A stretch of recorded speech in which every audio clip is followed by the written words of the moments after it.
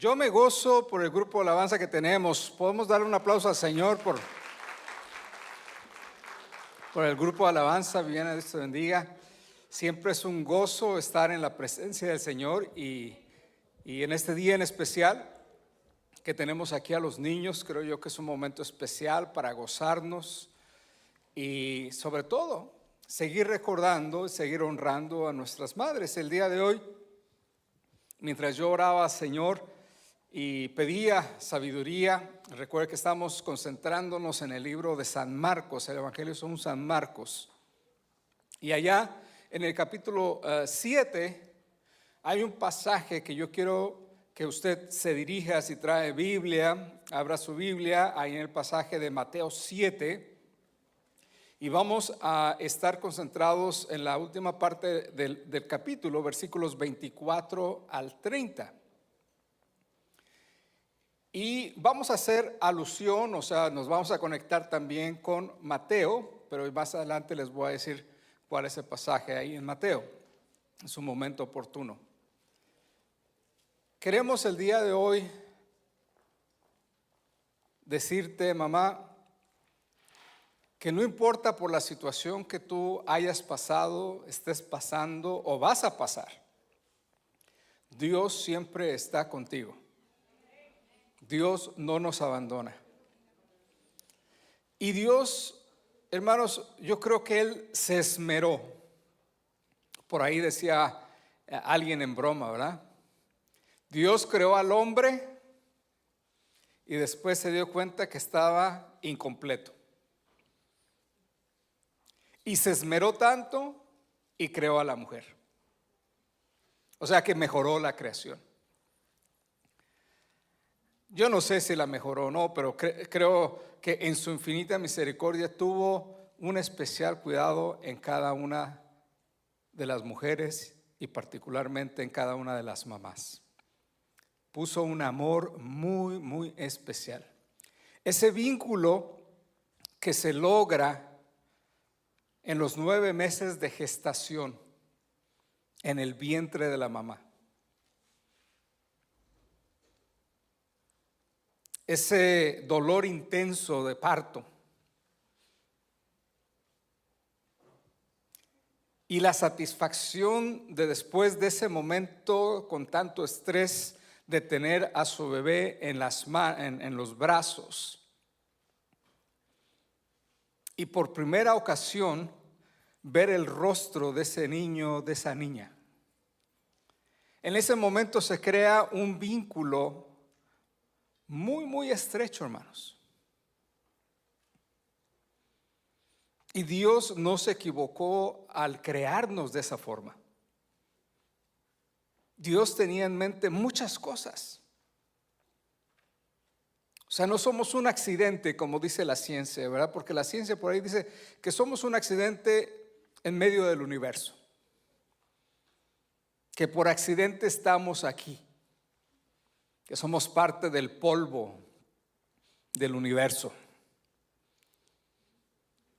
Que el polvo que se formó en esta tierra son la materia prima y en eso tienen la razón, está comprobado científicamente. Pero además acuérdese que dice la Biblia que Dios dice su palabra que tomó del polvo de la tierra y nos creó a usted y a mí. Pero no por accidente, sino con un propósito bien definido. Y en medio de este propósito, Él creó a la mujer de una manera muy especial. Y es por eso que en esta tarde yo le voy a invitar a usted a que vayamos a este pasaje y vamos a enfocarnos en cuanto al amor de la mamá. Y sí, aunque es un mensaje principalmente dirigido a las damas, a las madres que tenemos aquí en esta iglesia, yo creo que también nosotros como varones vamos a aprender algo en el proceso, ¿no es cierto? Así es que varones no vayan a pensar, bueno, este mensaje, ¿verdad? El día de hoy el pastor es para las puras damas y yo no entro en nada. Créame que si usted pone atención, usted va a descubrir cosas muy interesantes. Y Dios a través de su Espíritu Santo, su palabra, le va a hablar también a usted. Así es que le voy a invitar a que se ponga de pie, si ya tiene el pasaje, o lo quiere leer acá al frente. Y como ya se ha ido estableciendo, hermanos, a mí me gusta que la congregación interactúe de alguna manera con su servidor. Yo voy a leer el primer versículo, usted el segundo, continuamos de esa forma y en el último versículo todos nos unimos. Dice la palabra: en el nombre del Padre, del Hijo y del Espíritu Santo. Se fue a la región de Tiro y de Sidón, y entrando en una casa no quiso que nadie lo supiese, pero no pudo esconderse.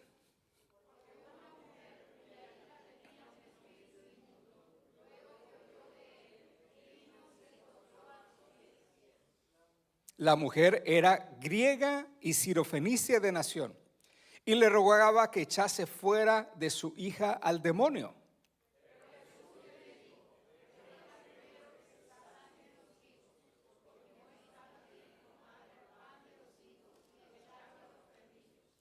Respondió ella y le dijo: sí, Señor, pero aún los perrillos debajo de la mesa comen de las migajas de los hijos.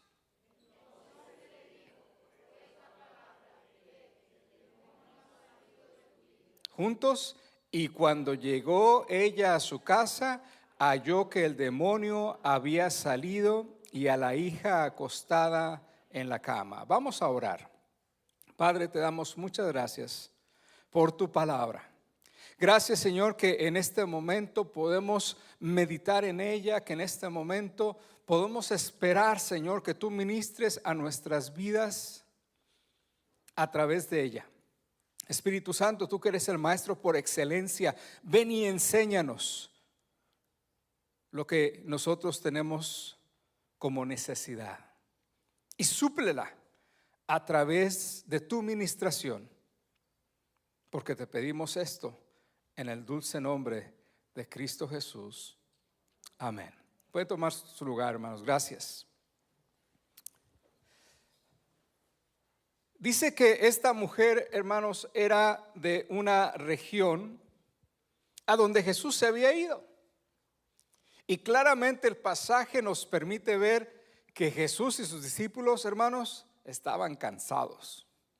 A veces el ministerio es extenuante, es pesado, es difícil. Y a lo mejor no se sube uno al techo de las casas, ¿verdad? Y no es uno rufero. A lo mejor no está uno levantando paredes como un freimero. A lo mejor no anda dándose toques como Víctor, ¿verdad? Y tantos electricistas que tenemos aquí, ¿verdad? A lo mejor no andamos manejando un auto para repartir o estamos construyendo algo con madera, ¿no? Como Neri. A lo mejor no estamos haciendo un trabajo físico en Nissan o vendiendo autos, tratando de cachar el mejor negocio. Pero créame, el ministerio es pesado. Cuando usted se mete al ministerio, en serio es pesado.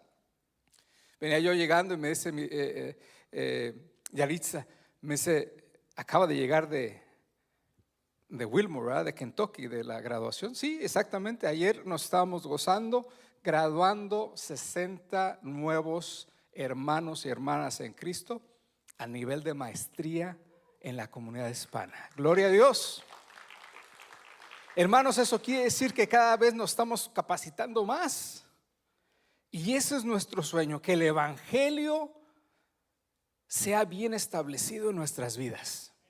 Y créame, es un gozo en lo personal, en lo particular, cuando uno puede ser parte de eso. Y más ayer ver a alguien de aquí, una de nuestras vecinas aquí en Nashville, ¿verdad? Alicia, algunos de ustedes la conocen, Alicia Monroy, que pertenece a la iglesia de Christ Church, graduándose en medio de esa grande multitud con su maestría en ministerio y predicación. Hermanos, son logros, pero créame, es pesado. Es pesado andar corriendo para allá, corriendo para acá, el estar constantemente en actividad, pero es un gozo el poder ver los logros. Y es lo mismo, hermanos, aquí en la iglesia de manera local, nos gozamos porque ya concluimos con el discipulado, ¿verdad? Así es que gracias a Dios por la fidelidad y la perseverancia de aquellos que han estado en este nivel 1 y 2 de discipulado. Y nuevamente, próximamente vamos a tener una pequeña celebración aquí, un reconocimiento para celebrar y gozarnos junto con aquellos que han logrado un avance más. Y la invitación sigue abierta para aquellos que no se han dado el tiempo para hacerlo. Pero Jesús y los discípulos estaban cansados, hermanos. Jesús dijo, vámonos allá a Tiro y Sidón, que era una región donde había mucha gente que no era judía. Una región donde había una población muy mixta. No solamente había judíos, sino que también había mucho gentil o griego, como también se les decía en aquel entonces. Y recuerde que dentro de la idiosincrasia, o más bien de la forma de ver del judío hacia el mundo, siempre el judío hablaba de ustedes y nosotros. Así es que si usted no nació judío, usted no nació en una familia judía, usted pertenecía al otro grupo. Y es precisamente este pasaje que nos habla de que una mujer de ahí de la localidad, dice la escritura, no nos da el nombre de ella, pero sí nos deja ver información de lo que estaba pasando en su vida. Ella tenía un gran problema. Esta mujer tenía una hija que había estado siendo prisionera de un demonio. No se sabe, hermanos, a cuántos lugares o cuántas cosas habrá hecho esta mujer, esta madre, antes de que llegara a sus oídos que Jesús estaba por ahí. Pero yo creo que no era la primera ocasión que ella se acercaba a alguien a buscar ayuda. Y vuelvo a repetir lo que he estado diciendo durante estos últimos domingos. Este es el año donde Jesús era más famoso, donde el nombre de Jesús era tan conocido que hasta en esta región mixta sabían quién era Jesús. Sabían del poder milagroso que actuaba en su ministerio. Y es por eso que esta mujer escucha que Jesús está por ahí y se da a la labor de ir y verse con él. Trata de acercarse a él. Jesús había tratado de que nadie lo supiera, como dice ahí, ¿verdad? En el primer versículo, no quiso que nadie lo supiera, pero no pudo esconderse.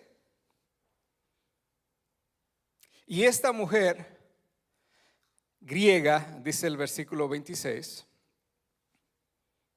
o más bien el versículo 25, si pasamos al siguiente, dice, porque una mujer cuya hija tenía un espíritu inmundo, luego que oyó de él, vino y se postró a sus pies. ¿Y qué le dijo, hermanos?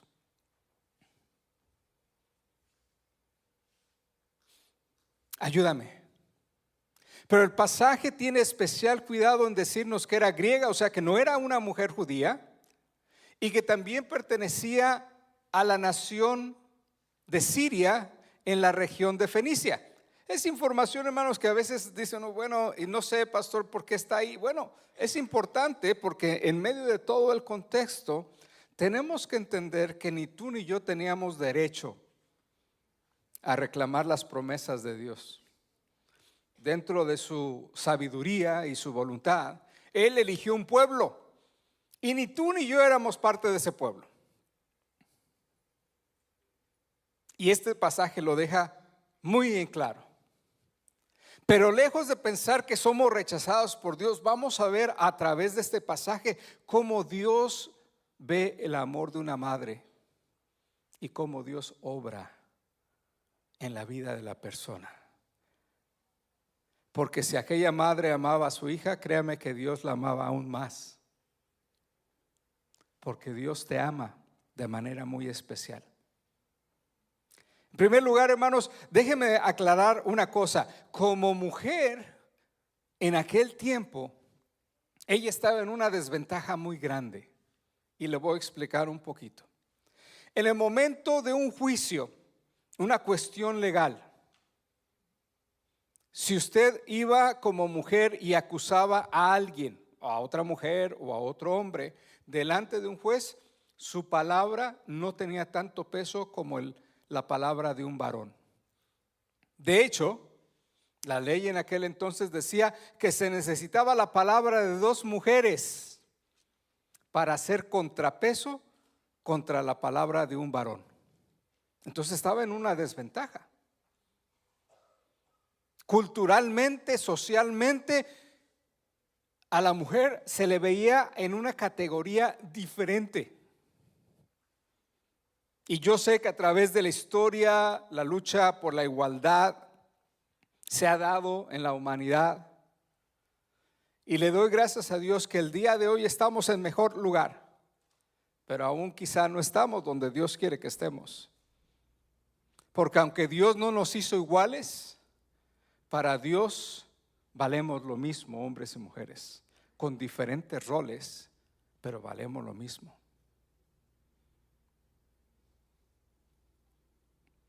Además de todo esto, hermanos, era una extranjera. Eso era otro punto que entraba en contra de lo que podríamos pensar que sería la atención que cualquier otra persona pudiera haberle brindado.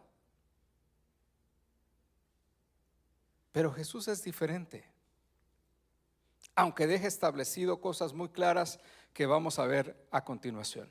Vamos al siguiente, por favor. El pasaje paralelo para este pasaje se encuentra allá en Mateo capítulo 15, así es que si quiere poner ahí un separador donde estamos ahí en Marcos, pero irse en este momento a Mateo 15, lo invito a que lo haga, pero también lo puede ver aquí. Ahí en los versículos 22 y 23, tomando el mismo pasaje paralelo, dice que aquella mujer, nos da más detalles y dice, clamaba. Ahora fíjese, no dice la palabra que hablaba con él, que le pedía, sino que clamaba. ¿Sabe usted la diferencia entre hablar y clamar? Hablar es como cualquier día podemos hablar. Pero si yo clamo a usted por un favor, le digo, ay hermano, por favor ayúdeme. Hermana, de veras, mire, tengo esta necesidad bien grande, ayúdeme. Mire, vea mi situación, por favor. Eso es clamar, hermanos. Aquella mujer, dice Mateo, que clamaba al Señor Jesús y le decía, Señor, Hijo de David, ten misericordia de mí. ¿Sabe que esas palabras viniendo de una mujer y de una extranjera, sobre todo una extranjera, podrían haber sonado muy raro a los oídos de Jesús? Pero esto también nos deja ver que ella conocía un poquito acerca del judaísmo.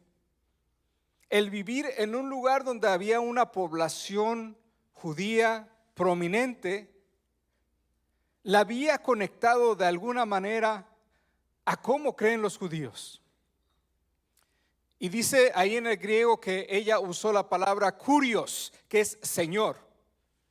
Y es la misma palabra que cualquier judío usaría tanto para Dios o como para alguien de gran importancia. Y esta mujer usa esa palabra, Señor, kurios. Y después añade, Hijo de David. Esto sí es bien judío, hermanos. Eso es como si usted, que no es mexicano, se acercara a mí y me dijera, ¿qué onda, Enrique? ¿Cómo estás? Vamos a los tacos, ¿no? ¿De qué quieres el taco? ¿De suadero o de longaniza? Yo lo haría muy raro, ¿no?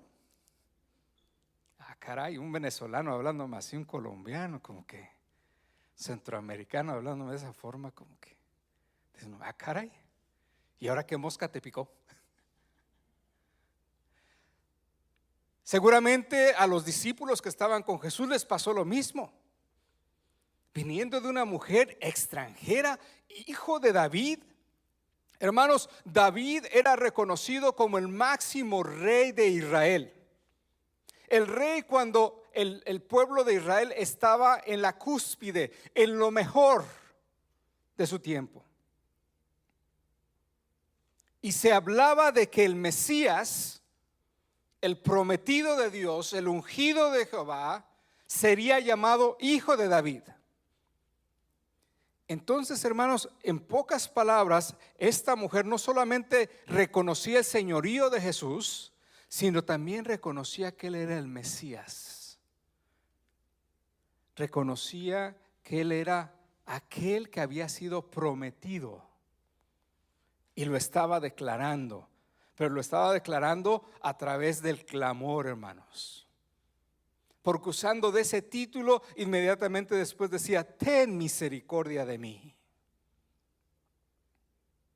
E inmediatamente después explica la situación. ¿Por qué está clamando? Mi hija es gravemente atormentada por un demonio.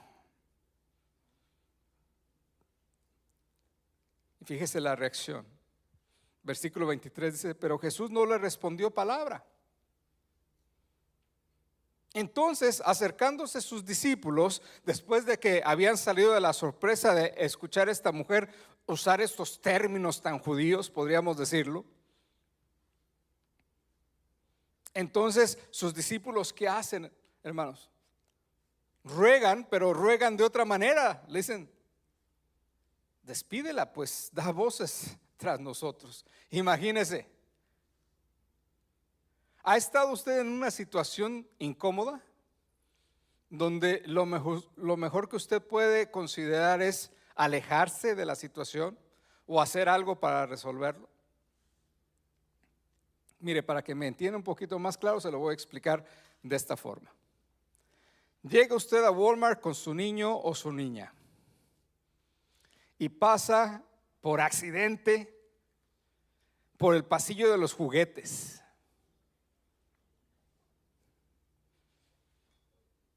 Va la mamá y ya el papá voltea a verla y le dice,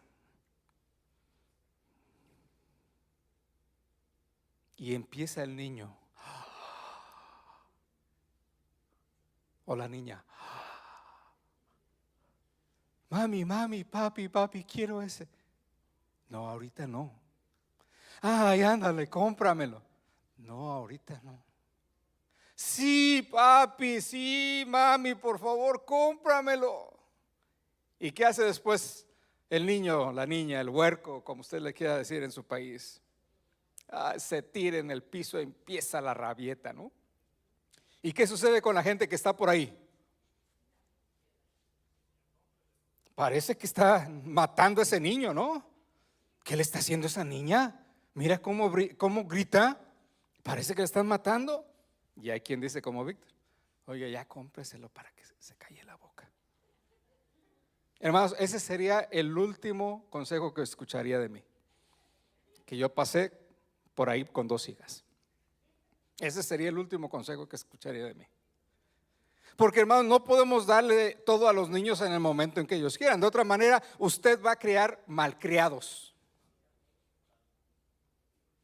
Así es que no se lo recomiendo, pero hay papás bien débiles, hay mamás bien débiles que para que el niño o la niña no llore, pues ándale, cómpraselo. No les hacemos bien, hermanos, porque hay que enseñarles también que hay un tiempo para todo, que sí se les da. O sea, ¿y qué pasa? Llega el niño con el juguete a la casa y ahí tiene el montonal de otros juguetes, ¿no es cierto? Juega media hora, 10 minutos, 20 minutos con esta cosa y ya la abandonó. Y ya no lo vuelve a recoger hasta las 2-3 semanas. Entonces, hermanos, a veces pasamos por situaciones así tan embarazosas, ¿verdad? Tan difíciles, que buscamos la solución lo más rápido posible. Nos da pena de lo que está sucediendo y decimos: a ver, ¿cómo podemos resolver esto? Pero ya, los discípulos estaban en ese momento, en esa situación. ¿Y qué le dicen al Señor Jesús? Ya cómprale el juguete. Ya, Señor, no le compres el juguete, pero llévatela de aquí. Dile que se vaya. Señor, despídela. ¿Sabe que en México, en buen chilango, sería córrela? Ya que se vaya. Despídela. Pues está gritando. Y ya toda la gente se dio cuenta. Situación difícil, hermanos. Pero ¿qué sucede? Vamos al siguiente diapositiva. Dice que él respondió ahí mismo en Mateo y dijo: no soy enviado sino a las ovejas perdidas de la casa de Israel. En este momento Jesús pareciera que traza una línea y deja una cosa muy en claro. El Mesías iba a nacer como judío, iba a crecer como judío, y su primer tarea era llegar a la casa de Israel. No porque fuera exclusivista Dios,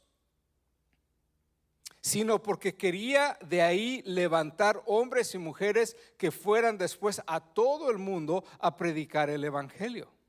O sea que aquí no estamos hablando de discriminación, sino que estamos hablando de que Dios tiene un plan. Y ese plan, en primer lugar, contempla o contemplaba a los judíos. ¿De dónde fueron los primeros discípulos, hermanos? ¿Fueron mexicanos? ¿Fueron venezolanos? ¿Fueron salvadoreños? ¿Hondureños? ¿Fueron guatemaltecos? No, fueron judíos. El propósito de Dios era que su pueblo se activara. Y entonces aquí tenemos, hermanos, a esta madre que llega con una necesidad, que clama al Señor, que los discípulos quieren que la corra, pero esta mujer no se da por vencida. ¿Sabe? Cuando nosotros tenemos una necesidad, ¿qué es lo que sucede?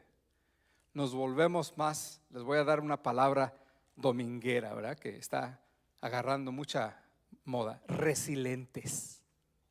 ¿Ha oído usted de la resiliencia? El pueblo es resiliente, quiere justicia. Eso quiere decir, hermanos, que no nos dejamos a la primera, no nos acobardamos, no nos quedamos callados, seguimos en la lucha. Y como dice el puertorriqueño, bregamos con la situación y avanzamos. Entonces dice versículo 25 que lejos de amilanarse, lejos de apartarse, lejos de quedarse callada, dice que esta mujer vino.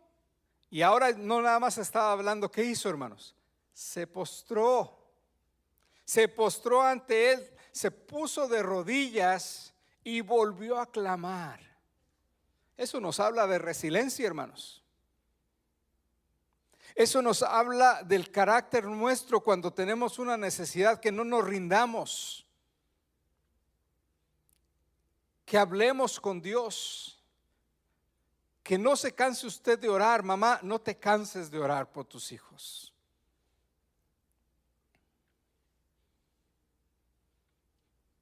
En la Ciudad de México, en muchos barrios pobres, hermanos, crecemos en medio de las pandillas. Y Juan Torres era de un área, la industrial, donde había varias pandillas. Él era uno de los pandilleros más conocidos ahí. Y tristemente cayó en el vicio de la droga y del alcohol. Llegó a tal punto, hermanos, que empezó a asaltar hasta sus propios vecinos. Los vecinos le tenían miedo. Se empezó a juntar ahí con gente que traficaba de drogas. Y de pronto lo empezaron a ver en buenos carros, con buena ropa, pero todos sabían de dónde venía eso.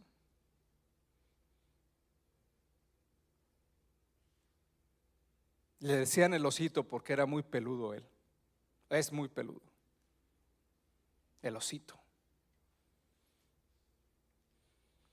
El osito llegaba en la madrugada a las 3, 4, 2 de la mañana.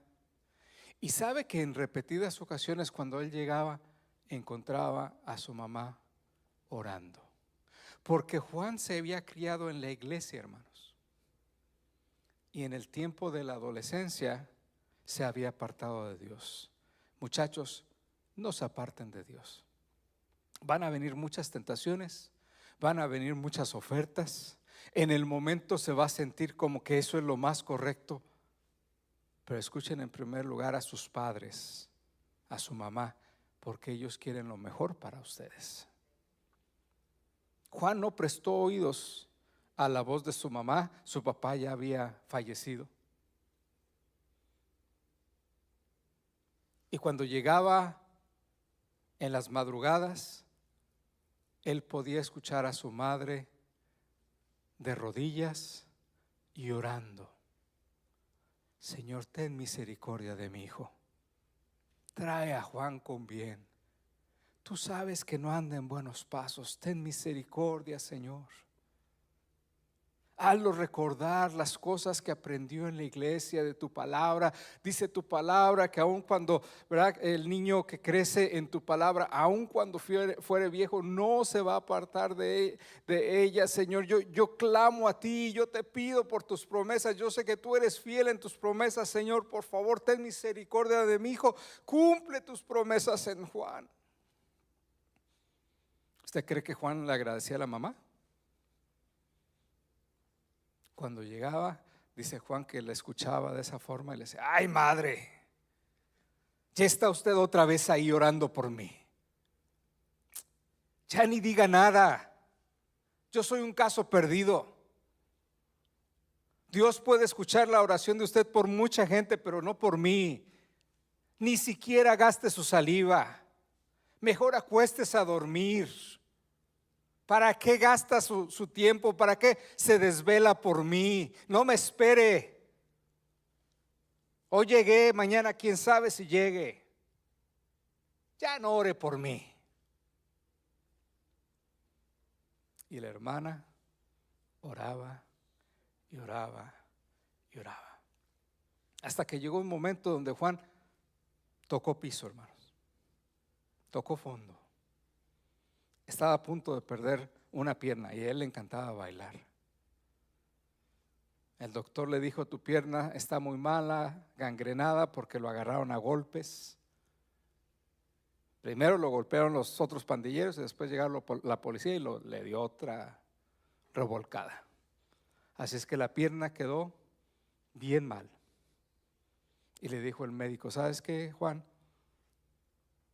Ya estoy decidido de que el día de mañana te vamos a cortar esa pierna, porque pues ya esperamos el tiempo necesario y no sana. Y dice que esa noche él fue el que se desveló orando, aunque sabía que su mamá estaba intercediendo por él, pero no sabía ni dónde andaba. No estaba ni siquiera en la Ciudad de México. Pero clamó a Dios y le dijo: Dios, si tú me salvas mi pierna, yo quiero prometerte que yo voy a cambiar, porque ya entendí que esto no es lo que tú quieres para mí.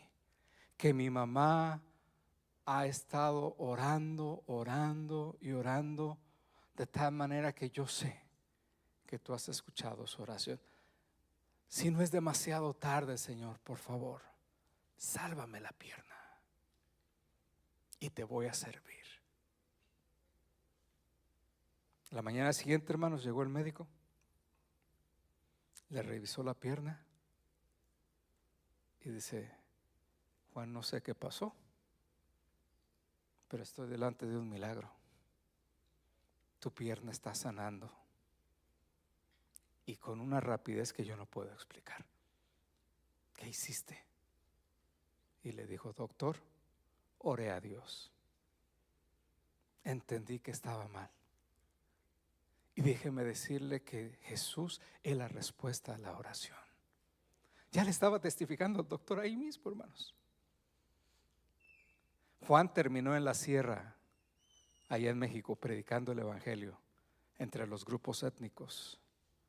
Y yo no sé si siga allá, pero ahí fue donde yo lo dejé, allá en la sierra, con esa pierna sana, subiendo la montaña para ir a compartir del mensaje del evangelio. Es que mamá, no te rindas. Papá, no dejes de orar. Mamá, no te rindas aún por tu esposo. Si el Señor es cabezón como yo. Porque somos cabezones, hermano, ¿no es cierto? Y algunos de esos cabezones no están aquí, pero a lo mejor no están viendo. Saludos a los cabezones allá. Y nada más te quiero decir que seguimos orando por ti. Tu esposa sigue orando por ti. Tu mamá sigue orando por ti.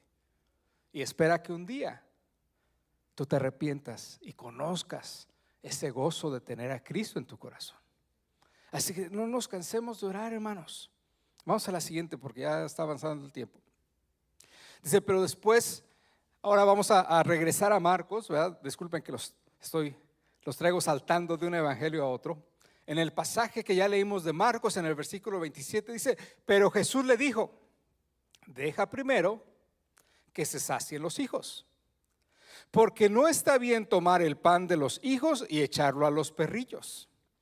Respondió ella y dijo, sí, Señor, pero aún los perrillos debajo de la mesa comen de las migajas de los hijos. La primera vez que yo leí este pasaje, hermanos, me golpeó fuerte, Dije, ay Dios, Jesús, pero tenías que decirlo así tan crudamente. Pero si usted pone atención, Jesús no le estaba diciendo que no. Le estaba diciendo, espera tu turno. Acuérdense que vine primero al pueblo de Israel. A ustedes les va a llegar el turno. Tienes que esperar tu turno. ¿Sí? Tienes que esperar tu turno. ¿Por qué?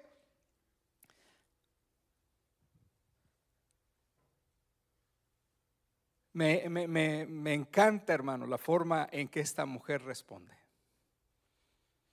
Mira, cuando estás tan necesitado y no tienes nada que perder, no puedes darte el lujo de empezar a reclamar.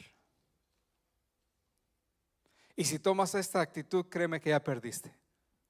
Esta mujer era muy sabia. Esta mujer no se movía de la posición en la que estaba. Señor, yo sé que tú puedes sanarla. Y sí, Señor, yo sé que no es mi turno. Yo sé que ante los ojos de ustedes, judíos, somos como perrillos. Pero yo sé que hasta los perritos comen de las migajas que caen de la mesa donde están comiendo los hijos. Oye, hermano, qué tremenda fe de esa mujer, Qué temple de mujer, Una mujer, una madre que ama tiene un temple fuerte, hermanos. No se amedrenta, no se amilana, no se echa para atrás, se mantiene firme y usa de la lógica. Sí, Señor, no es mi turno, pero podría ser que sí. Y si eso que tú le llamas migajas va a alcanzar para el milagro, lo espero.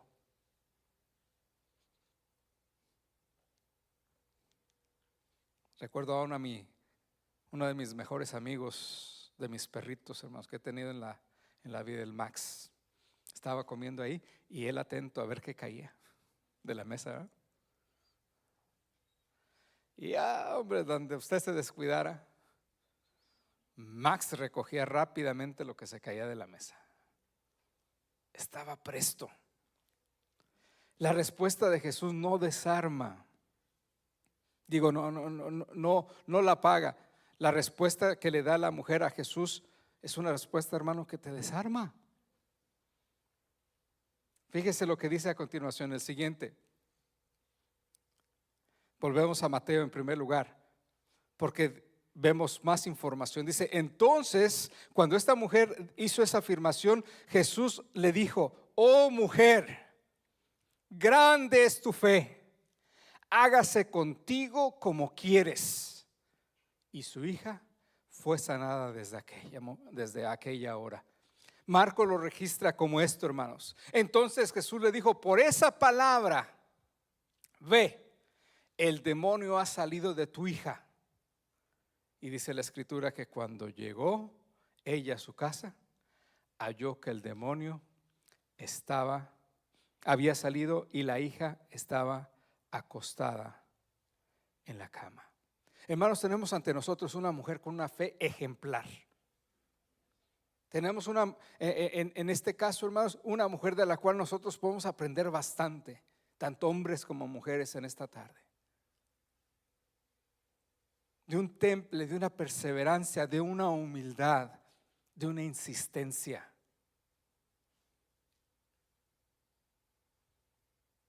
¿Estamos aferrados así en la vida cristiana a la presencia de Dios, al favor de Dios? ¿Es de ese tamaño nuestra fe? Porque Jesús le dice: mujer, grande es tu fe. Y mire, a lo mejor era un tipo de fe que no había encontrado a Jesús, o encontraba de vez en cuando entre los judíos. Y Jesús en este momento lo reconoce y lo declara: mujer, grande, grande es tu fe. Y esta mujer, esta madre, con un amor tan grande por su hija, arriesgándose a acercarse, e incluso sabiendo que podía haber sido rechazada, sabiendo que en cualquier momento alguno de los discípulos lo hubiera agarrado de un brazo y decirle: mira, venimos a descansar, no molestes al maestro, por favor, regresa mañana.